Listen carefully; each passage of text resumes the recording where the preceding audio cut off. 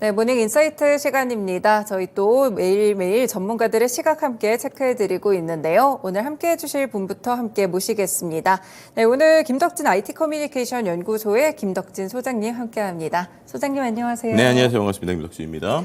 네, 오늘도 저희 또 인공지능과 관련된 이슈들 함께 보도록 하겠습니다. 사실 인공지능 하면 지금은 챗 GPT를 많이 떠올리지만 이거보다 한 세대 이전을 보면은 AI 알파고 그렇죠. 그때 이세돌 씨와 함께 바둑을 뒀던 그 장면들이 기억이 나는데 이 알파고를 만들었던 구글의 딥마인드 팀에서 이번에 굉장히 놀라운 연구 결과를 발표했다고 하네요. 네, 정말 놀라운 결과입니다. 왜냐?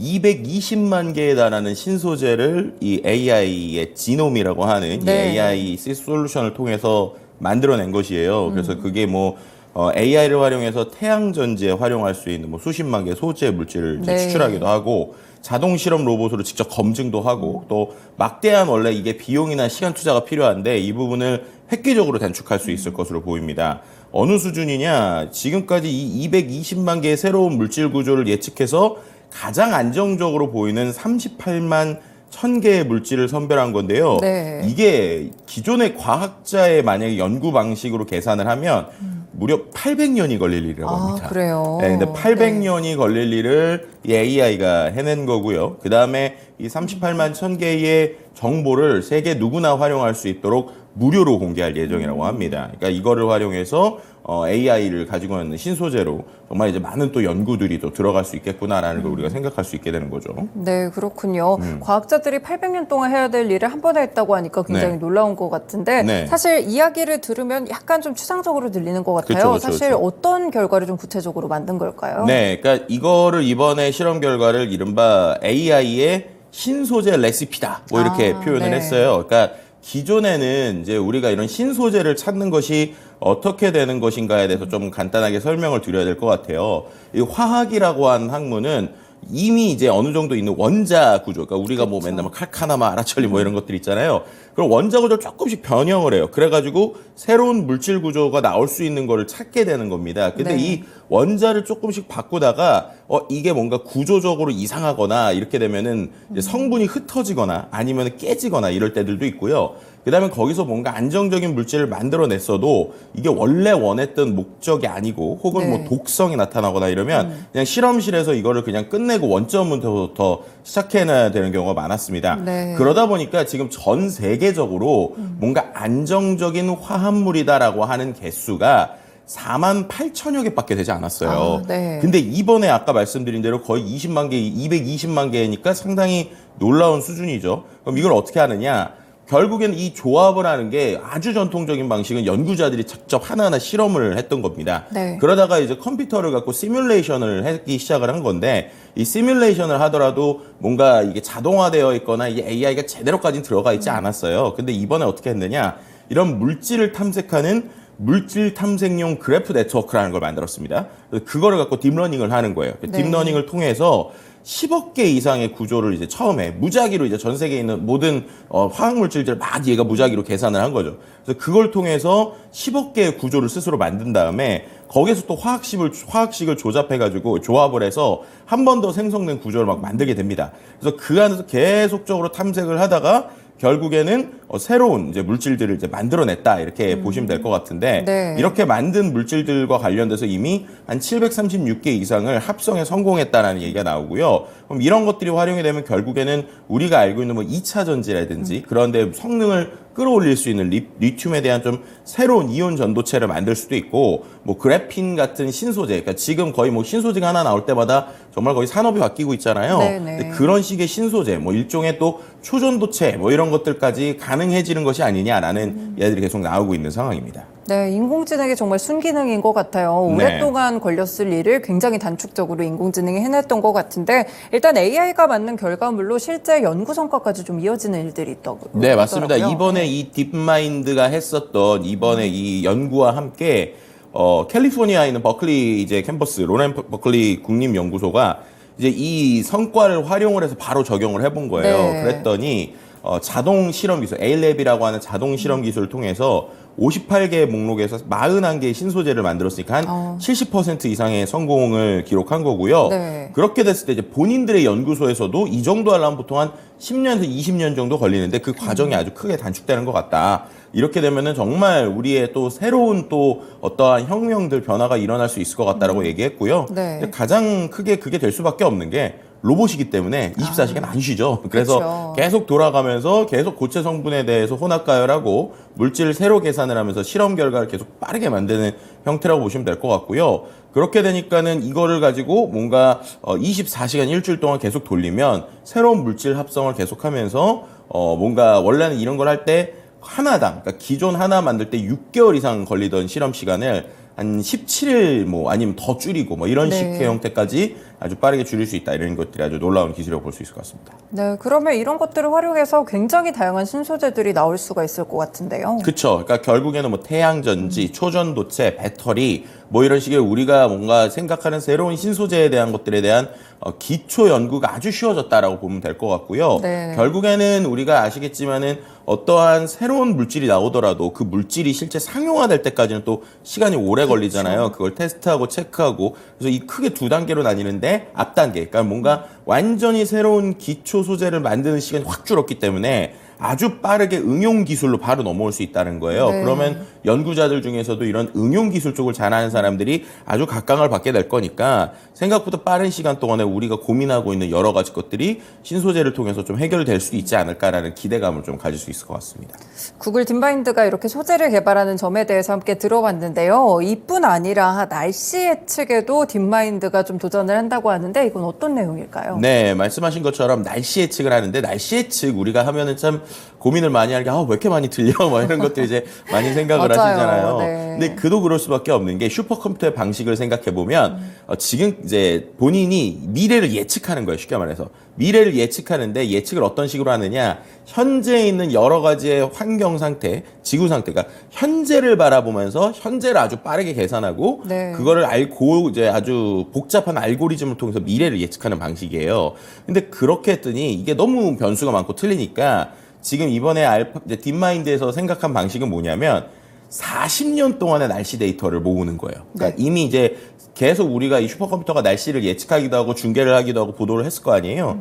그럼 40년치의 이 날씨 데이터를 머신러닝, 그러니까는 기계학습을 통해서 AI에게 학습을 시키는 겁니다. 네. 그래서 그걸 가지고 예측을 하는 방식인데요. 실제로 이걸 어떻게 한 거냐면 유럽의 중기예보센터라고 하는 데에서 1979년부터 2017년까지의 기상 데이터를 제공받았어요. 그래서 그거를 가지고 학습을 하는 겁니다. 그래서 학습을 해서 예전에 봤더니 요쯤 되면은 계속 패턴적으로 이런 날씨가 생기더라. 네. 그러니까 그거를 가지고 분석을 하는 거고요. 그럼 어떻게 되느냐? 현재 그리고 6시간 전의 기상 정보, 그다음에 이제 과거에 있던 데이터는 이미 학습이 됐으니까 네네. 그 두 개를 갖고 앞으로 6시간 후의 날씨가 어떻게 될지 그리고 또 이를 기반으로 열흘간의 날씨를 예측하는데요. 네. 이렇게 할 때 기존의 컴퓨터, 그러니까 슈퍼컴퓨터로도 몇 시간이 걸렸는데 이번의 방식에서는 한 열흘치 이 날씨를 예측하는데 1분도 안 걸린다고 합니다. 그러니까 확실히 변한 거죠. 네. 그러니까 확실히 이게 어떻게 보면 아까 말씀드린 대로 과거에 있는 데이터를 가지고 기반해서 만드는 건데 그럼 이게 100% 대체할 수 있느냐? 그렇진 않아요. 왜냐하면은 아시겠지만 최근에 이 지구의 환경 변화가 상당히 크잖아요. 맞죠. 그래서 어느 정도의 기본적인 패턴들 그런 것들은 얘가 아주 빠르게 찾아내고 거기에다가 이제 슈퍼컴퓨터는 오히려 이제 과거의 데이터를 갖고 하는 거는 얘한테 맡기고 네. 이제 미래의 것들을 조금 더 확인하는 쪽에 집중을 해서 정확도를 높이는 뭐 이 두 가지 방식이 좀 혼용될 수도 있다 이렇게 말씀드릴 수 있을 것 같습니다. 네, 그렇군요. 날씨 예측까지 참 여러 분야에서 쓰이는 것 같은데 그리고 또 인공지능이 음악을 만들어주는 툴도 있다는데 그냥 이렇게 흥얼흥얼하기만 해도 네. 음악이 진짜 바로 나온다고 하더라고요. 네, 그러니까 이게 이제 내년에 그 유튜브에 적용될 기능이고 이제 베타랑 이제 정확하게 말하면 데모를 이번에 유튜브에서 공개를 한 거예요. 네. 말씀하신 대로 흥얼흥얼한다는 걸 갖고 어떻게 식으로 만드는 거냐? 보통 우리가 막 지나가다가 보시면 갑자기 막 콧노래가 나오거나 마냥 아이고 막 이렇게 하거나 이럴 수 네, 있잖아요. 그렇죠. 이거를 스마트폰으로 이걸 이제 녹음을 한 다음에 제가 이 소리를 뭔가 기타 소리로 바꿔줘라고 이제 글자로 기타라고 치면 네. 지금 흥얼흥얼한 걸 실제 기타 음악으로 바꿔주거나 혹은 내가 흥얼흥얼한 거를 뭔가 브라스 소리로 바꿔주거나 이런 네. 게 바로바로 되는 거예요. 그럼 근데 이게 그냥 단순히 된다가 아니라 우리가 보통 음악을 만들 때 쓰는 컴퓨터 전문 프로그램이 있습니다. 네. 거기에 이제 미디라고 하는 음원의 형태로 저장을 하게 되는데 그게 자동으로 바뀌는 거예요. 아, 그렇군요. 그렇다면 이제 어떻게 되는 거냐? 원래는 이런 음악을 만들 때 이제 상당히 복잡한 프로그램 앞에 앉아가지고 정말 음악적인 지식을 갖고 있는 사람이 하는 건데 그게 아니라 내가 흥얼흥얼거리는 것들을 바로 그냥 야 이거는 그냥 기타 소리를 만들면 좋을 것 같아. 또 응응 한다면 아 이건 드럼 소리를 베이스 소리를 만들면 좋을 것 같아. 심지어 입으로 막 쿵쿵탁 쿵쿵탁 한 다음에 이거는 드럼으로 바꿔줘. 그럼 바로 드럼 소리를 바뀌거든요. 네. 그러니까 우리가 정말 입으로 아니면 생각하는 아이디어만 갖고 있으면 바로 음악으로 바뀔 수 있는 시대가 온다라는 것이고요. 그럼 이렇게 만든 게 어디 들어가느냐? 유튜브 쇼츠에 이제 들어갈 예정입니다. 네. 유튜브 쇼츠 아시겠지만 기본적으로 배경음악이 한 30초에서 1분 내외잖아요. 그쵸, 예. 근데 거기에 내가 흥얼흥얼거려서 만든 음악이 들어가고 그걸 통해서 향후에 저작권까지 이제 얻을 수 있다라고 하면은 이거는 또 크리에이터들한테 또 아주 새로운 관점이 될 수 있는 거고 또 본인이 뭔가 이미 유튜브에서 혹은 이런 쇼폼으로 유명해진 사람이다. 자기가 뭐 영상을 찍으면 뭐 몇백만 뷰, 몇천만 뷰가 나온다. 라고 하면 거기에 자기가 만든 음악이 또 들어갈 수 있으니까 네. 그렇게 되면 또 추가적인 부가 수익을 얻을 수도 있고요. 또 역으로 생각을 하면은 이렇게 됐을 때 기존의 또 음악 시장에서 이 쇼폼 때문에 이제 아주 이제 예상하지 못했던 수익들을 많이 발생시켰거든요. 근데 그런 음악사들 입장에서 또 조금 고민이 될 수 있는 여러 가지의 현상들을 불러올 수도 있다라고 말씀드릴 수 있을 것 같습니다. 네, 이제 흥얼거리기만 해도 음악도 나오고 날씨 네. 예측도 되고요. 인공지능의 발전이 상당히 놀라운 것 같은데, 근데 그럼에도 불구하고 이제 한쪽에서는 인공지능의 발전에 대해서 위험성 경고도 계속 나오는 것 같아요. 네. 이번에 나온 입장들은 어떤 게 있었을까요? 말씀하신 대로 이게 너무 빠르니까 와 이렇게 되면은 이건 어떻게 해야 되냐. 그리고 AI가 우리한테 미칠 수 있는 영향에 대해서 우리가 생각보다 고민을 덜한 상태에서 네. 이게 나오는 게 괜찮냐라는 얘기를 하는 거예요. 근데 그걸 누가 하느냐? 이 딥러닝의 아버지라고 불리는 제프린튼 교수라는 사람이 계속적으로 얘기를 하는 거예요. 네. 이 제프린튼 교수가 이 딥러닝 발전에 정말 없어서는 안 되는 인물입니다. 왜냐하면 누구나 이 딥러닝이라는 게 실패할 것이다라고 얘기할 때 네. 이 교수님 혼자서 거의 이 씬을 30년 이상 이끌어 오셨어요. 그러면서 우리가 알고 있는 여러 가지 뭐 딥러닝에 대한 기본이라든지 알파고의 아이디어라든지 여러 가지 아이디어, 알렉스넷이나 이런 거 다 이 교수님이 만드신 거거든요. 네네. 그리고 우리가 알고 있는 최근에 이슈가 됐었던 오픈 AI에 이제 그 나오고 있는 여러 사람들 역시도 이 일리아 수스케버 같은 사람, 이 사람도 이 제프린튼 교수님의 제자입니다. 그러니까 네. 이 사람이 상당히 중요한 사람인데 최근에 이분이 일본에서 이런 인터뷰를 한 거예요. 이 생성형 AI가 인간 사회를 지배할 가능성이 있다. 그리고 이거가 지금 개발을 멈추기엔 이미 늦었다. 네. 그렇기 때문에 이 부분에 있어서 인간의 능력을 능가할 수도 있는 것이 아니냐라는 얘기를 하고 있고요. 또 이 챗 GPT가 뭐 인간의 뇌를 이미 수천 배 이상 지식을 추적할 수 있기 때문에 야 이렇게 됐을 때 과연 이걸 우리가 어떻게 대처해야 될지에 대해서 잘 모르겠다. 그리고 이 부작용이 있다. 그렇기 때문에 이 부분에 있어서 좀 정부에서 좀 대응을 해야 되는데 그 정부 대응조차도 기술 발전의 속도를 좀 따라가지 못하는 상황이다. 아, 네. 이렇게 얘기를 하고 있었고요.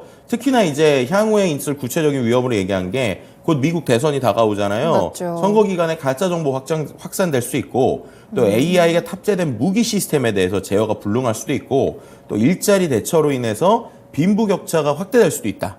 그렇기 때문에 위조 지폐가 법으로 금지되듯이 네. 이 생성형 AI가 만드는 가짜 동영상의 제조 혹은 소유를 좀 법적으로 금지해야 되는 거 아니냐라고 하는 좀 강력한 입장을 내놓기도 했습니다. 네, 그렇군요. 빠른 발전만큼 이렇게 한쪽에서는 부작용에 대한 우려감도 있다는 점을 함께 알아볼 수 있을 것 같은데요. 이랬거나 뭐 저랬거나 결국에는 인공지능이 지금 굉장히 큰 관심사인 건 맞는 것 같아요. 네. 그래서 그런지 인공지능 관련된 전문가들의 몸값도 엄청 높아지고 있다고 하네요. 아마 이걸 들으시는 학부모님들이라면 빨리 지금 인공지능을 미국으로 인공지능 해야 되나 네. 이런 얘기를 하실 텐데 왜냐하면 저도 이 숫자 보고 되게 놀랐거든요.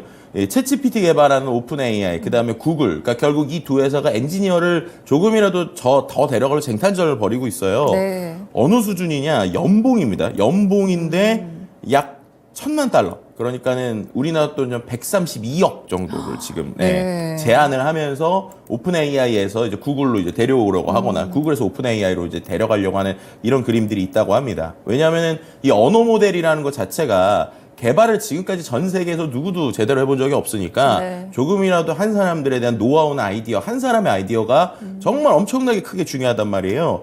그렇게 되니까 이제 챗 GPT를 만든 경험이 있는 팀들을 아무래도 구글에선 데려오고 싶겠죠. 그래서 그런 사람들을 데리고 올 때 우리가 뭐 여러 가지 뭐 스톡 옵션 포함이긴 하지만 네. 최대한 132억까지 좀 얘기를 하거나 보통 한 66억, 그러니까 500만 달러에서 1000만 달러 규모의 연봉 패키지를 지금 제시하고 있다고 합니다. 네. 그러니까 뭐 어떻게 보면은 우리가 유명한 이 야구 선수, 축구 선수 이런 사람도 야 연봉 100억 말이 안 된다고 생각하는데 뭐 우리로 치면은 이제 회사원이잖아요. 그렇죠. 회사원인데 연봉 132억 참 어떻게 봐야 할지 놀랍기도 하고 그렇습니다. 네, 그렇군요. 얼른 인공지능을 배워야겠어요.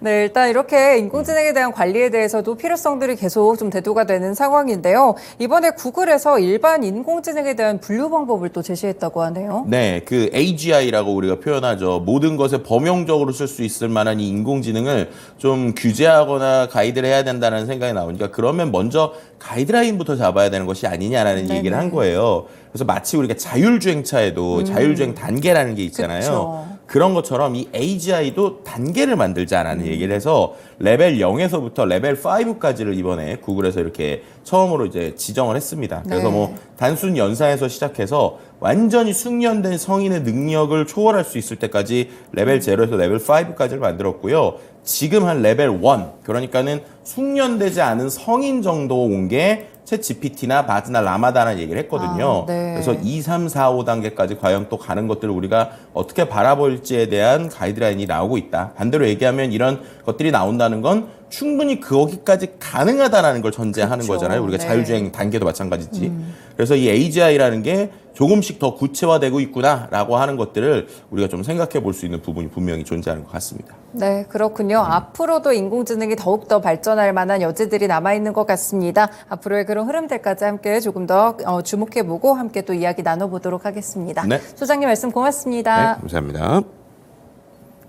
네, 오늘 이렇게 모닝 인사이트 시간이었고요. 김덕진 IT 커뮤니케이션 연구소의 김덕진 소장님과 함께했습니다. 지금까지 다양한 투자 판단에 도움이 되는 말씀들 함께 전해드렸는데요. 특정 종목의 상승 하락을 보장하지는 않습니다. 모닝쇼 마치겠습니다. 오늘 수요일 하루 동안 성공 투자하시길 바라겠습니다. 고맙습니다.